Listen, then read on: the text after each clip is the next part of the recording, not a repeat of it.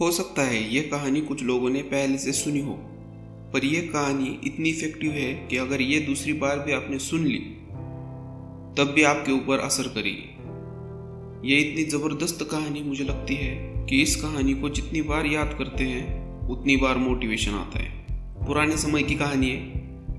एक राज्य था। एक दिन गुप्तचरों ने सूचना दी कि पड़ोसी राज्य हम पर हमला करने वाला है। गुप्तचरों ने बताया कि खबर एकदम पक्की है। सिर्फ 3 दिनों के भीतर पड़ोसी राज्य अपनी विशाल सेना के साथ हम पर हमला कर देगा और उनकी सेना इतनी बड़ी है कि उनका सामना करना बहुत मुश्किल है। राजा बेहद चिंतित हो गया, परेशान हो गया।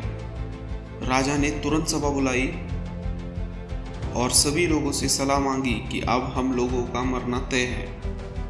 अगर किसी व्यक्ति के पास कोई सुझाव, कोई सॉल्यूशन है तो बता सकता है, कोई स्ट्रैटेजी है तो बता सकता है।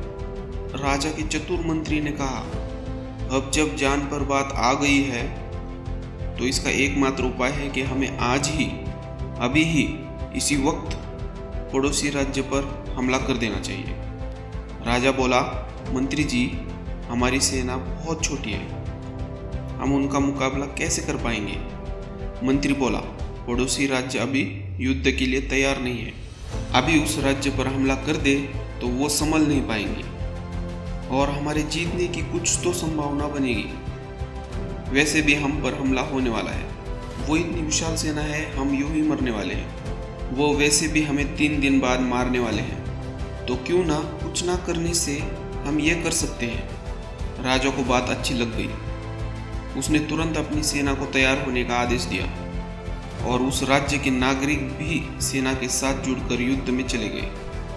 पड़ोसी राज्य जो था वहां तक पहुंचने से पहले एक पुल पार करना होता था। एक पुल था, तो जैसे ही वो सेना पुल पार करके उस राज्य में घुस गए तो राजा ने कहा, हम घुस चुके हैं अपने पड़ोसी राज्य में। ये जो पुल है, इस पुल को जला दो अब। और जलाने के बाद में सेना को बोल दिया, अब हमारे पास में कोई ऑप्शन नहीं है।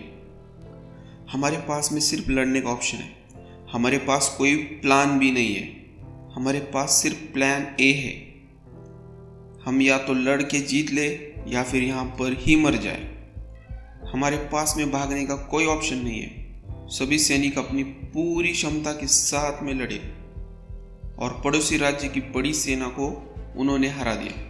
इस एटीट्यूड के साथ में कि हमारे पास में कोई और ऑप्शन ही नहीं है। इस कहानी का मैसेज है, जब आपके पास में प्लान बी नहीं होता, आपके पास में सिर्फ प्लान ए होता है, तब उसके पूरे होने की संभावना बहुत अधिक होती है। जब आपके पास में रास्ता सिर्फ एक होता है, ये अगर नहीं किया तो मर जाऊंगा, बर्बाद हो जाऊंगा, तो संभावना बढ़ जाती है उसके कामयाब होने की।